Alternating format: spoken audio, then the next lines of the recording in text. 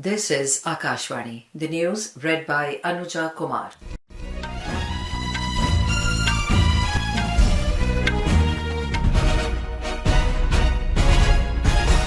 Prime Minister Narendra Modi has said India and the US have decided to double the bilateral trade to $500 billion by 2030. Addressing the joint press meet after holding bilateral talks with US President Donald Trump at the White House in Washington, D.C. today, Mr. Modi said India and the US will continue to advance India-US strategic partnership.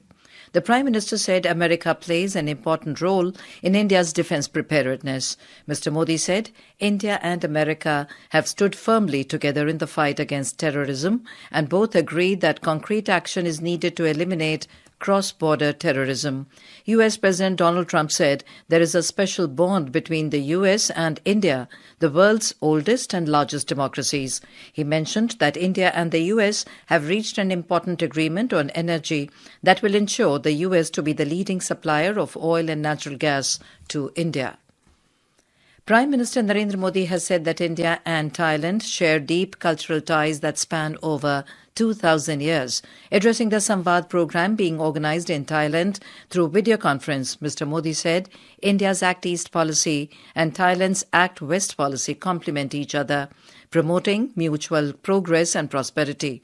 He said it stands as a beautiful example of the shared philosophical and spiritual traditions of Asia. India's Act East policy and Thailand's Act West policy complement each other, promoting mutual progress and prosperity. This conference marks another successful chapter in our friendship. The theme of SAMVAD speaks of the Asian century. The Prime Minister said this conference highlights that the Asian century is not just about economic value, but also about social values. Mr. Modi emphasized that the teachings of Bhagwan Buddha can guide the world in creating a peaceful and progressive era. He observed that conflicts today extend beyond people and nations, with humanity increasingly in conflict with nature. The Prime Minister remarked that this has led to an environmental crisis that threatens our planet.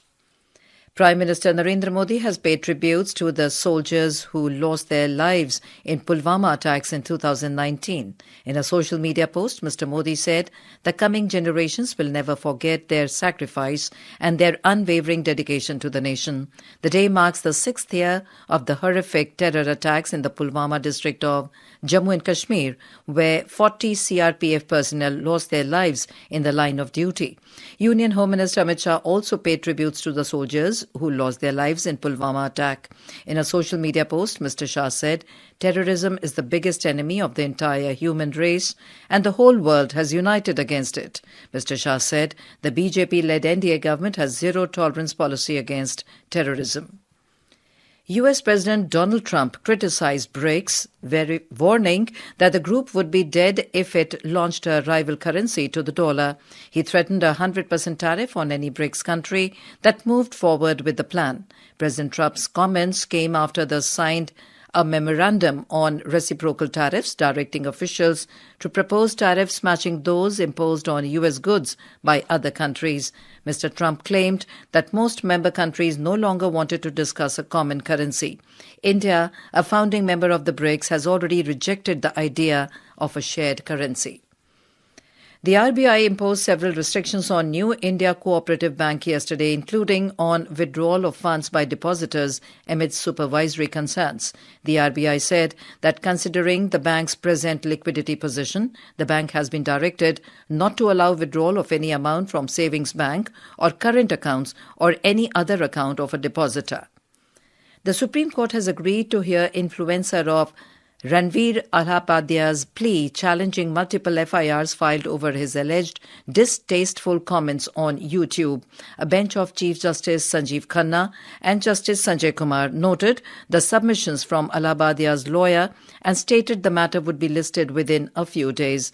The FIRs are related to Allahbadia's remarks on a YouTube show. His comments sparked controversy and led to complaints across the country. And with that, we end this news bulletin.